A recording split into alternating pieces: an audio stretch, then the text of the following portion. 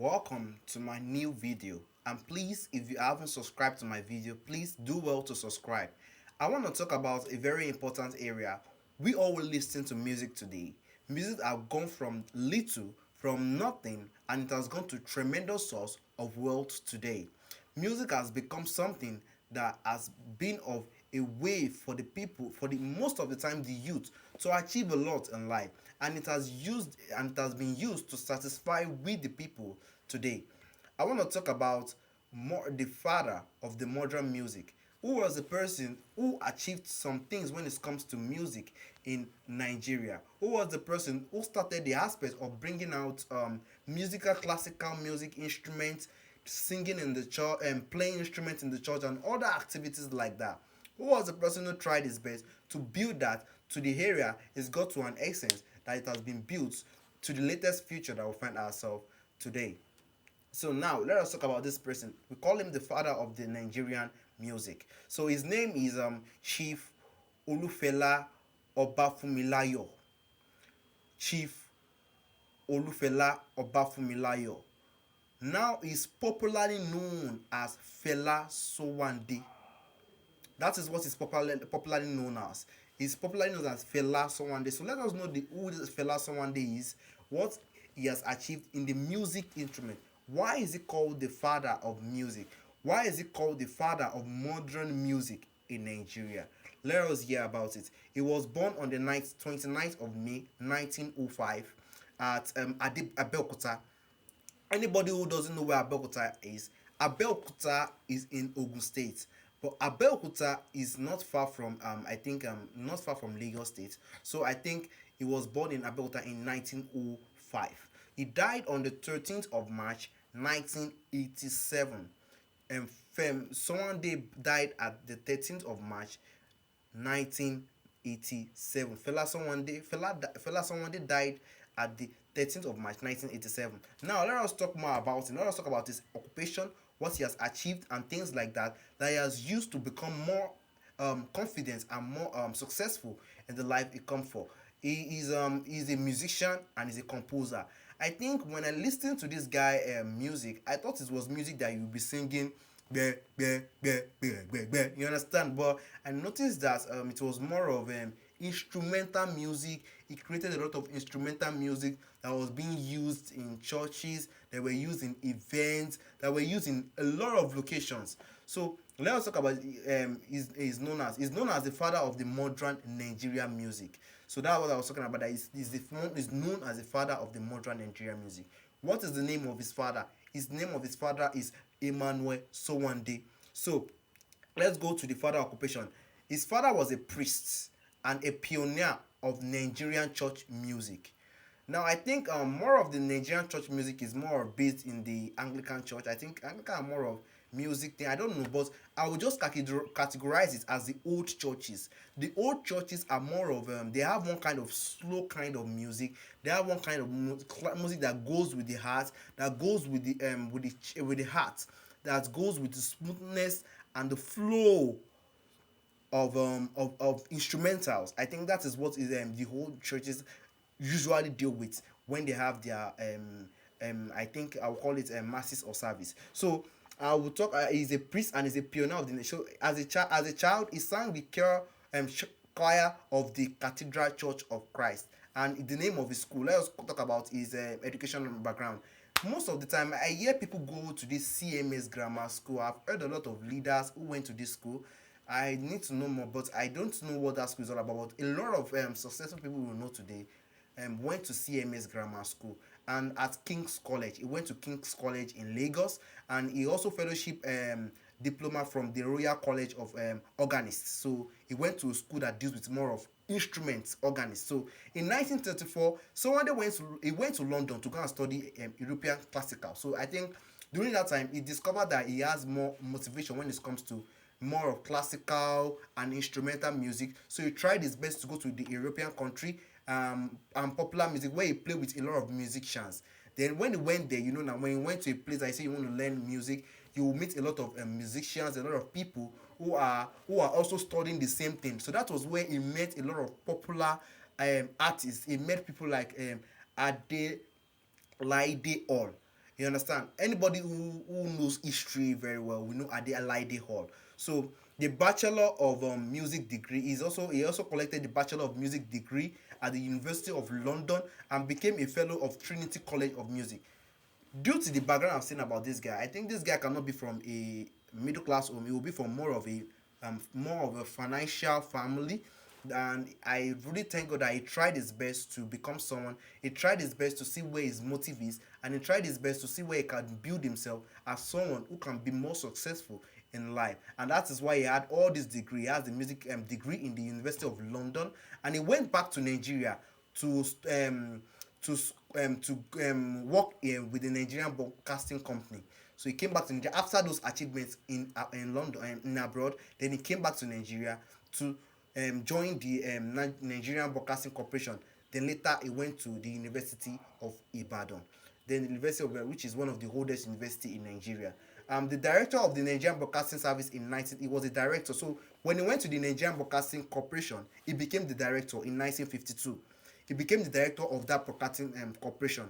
So you see how the movement was going through his lifetime. He thought about him becoming an organist. Then he went to the school. Then met a lot of musicians. Then came back to Nigeria to become a director in the broadcasting corporation area. So in 1968 he moved to Howard University again. Then later on he moved to Howard University in Washington D.C. Then to the University of Pittsburgh. So throughout most of his lifetime, he wanted to continue to learn. He wanted to continue to get his education in the life he come for. Then most of his music have been influenced from the Anglican Church. So majority of the music he was playing came from, the influence was more of from the Anglican Church. So I think the Anglican Church was where he had those inspiring motivation to do more, then to be motivated to go abroad to study more about this instrument, to study more about it. Then today is known as the father of the modern music in Nigeria. So he also wrote a significant amount of secular and sculptural music, mainly a sapella. So he wrote a lot of music. I didn't even know that they used to write all this instrumental music that just goes with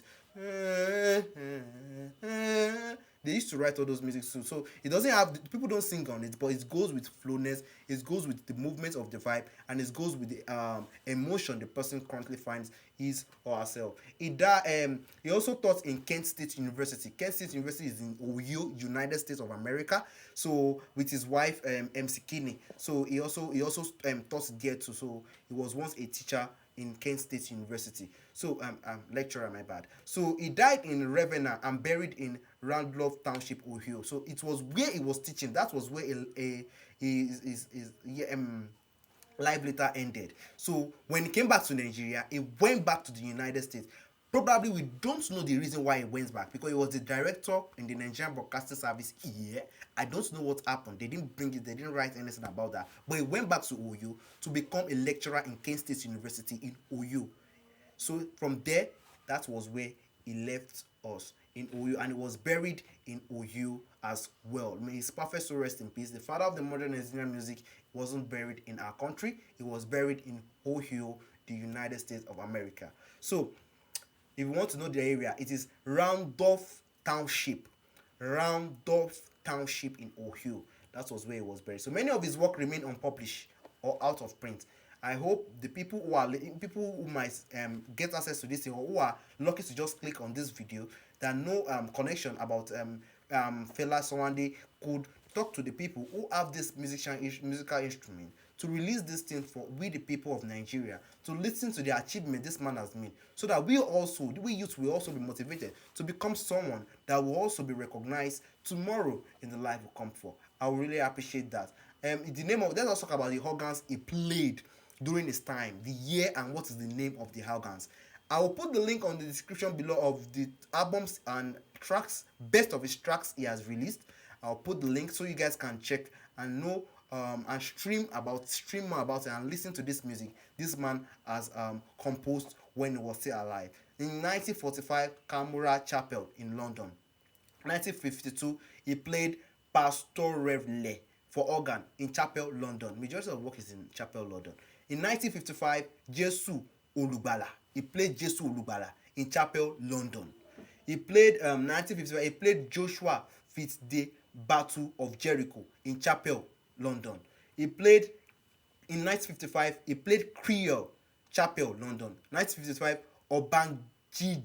Obanjiji Chapel, London. So majority of Yoruba work too was done in London during that time, and it was this time was before our colonization. We were not colonized as that time we were still under the white people. We were still trying to learn from them, to learn how the country is being governed from them during that time. So it was even bringing out the glory of the country during that time. So in 1955, in 1955, Yoruba Laments Chapel, London. Now 1958, it was 1958 the location change from 1955 to 1958. 1958, Oyigirigi.